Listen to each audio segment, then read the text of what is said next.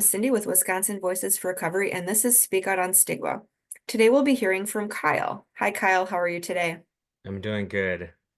Good, good. So tell me, what are some of the damaging physical impacts you've experienced as a result of stigma? This can be like relationships, finances, work, housing, medical care, and or health. Yeah, so I've experienced just about every part of stigma I think that there is, from lost, relationships to lost jobs, prospects. You pretty much name it, and I've experienced it. I guess you know, more recently, the thing that I've experienced or, kind of recognized is going into, see a doctor.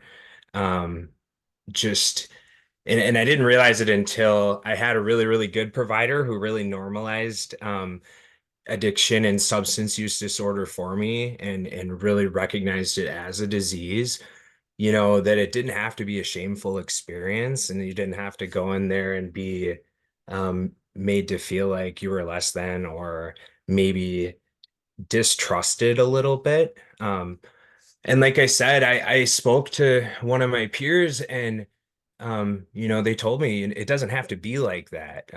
You can go to someone and so anyway, I for a long time I avoided the doctor and I really think that impacted, probably my health, my mental health, just because I wasn't addressing things that I probably should have, and so I feel like if I've experienced that there's probably someone else out there who has as well. And I think, you know, like I said, I've had a really good experience recently with a physician that did normalize it for me and was able to just make me feel like I was heard. And so that's, yeah. Mhm. Yeah, so you spoke to some really important parts there. So stigma in healthcare as a barrier to health and wellness, and the importance of feeling heard, and um, the normalization of substance use disorder and recovery as well. Yeah. And so if you told someone about your substance use disorder, how do you think the stigma associated with it would affect the way that they treat you?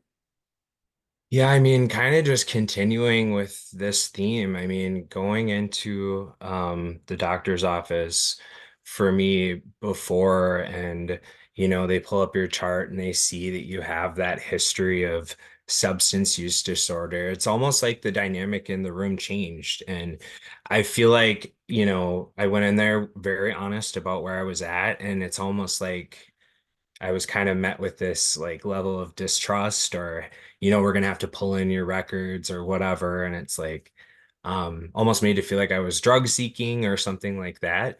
Um, it wasn't very person centered. It wasn't very like and it wasn't until, like I said, I'd met with a doctor who was really well versed and understood, addiction and substance use disorder. I just felt like I was a person, I wasn't afraid to go to the doctor again, which I think is really important. Yeah, I agree. I agree. That is very important. Is there anything else you'd like to add? No, I just would really encourage, don't let if you are feeling that shame or that guilt or whatever it is, don't let that stop you. Be honest. There are a lot of really good doctors out there, and I hope that, people just know that. Like, do your research, make sure that whoever you're seeing, like, they understand, and yeah, don't let the experience that I had and not, it prevented me from going to the doctor for a long time. Like, take care of yourself. Absolutely. Well said. Thank you, Kyle, for sharing your views on stigma, and thank you to our viewers for watching. Speak Out on Stigma is a forum to raise awareness about the harmful impact of stigma on those in and seeking recovery. Recovery is for everyone. Together, we can eliminate stigma. Don't forget to like, comment, and share this video. Thank you, and have a great day.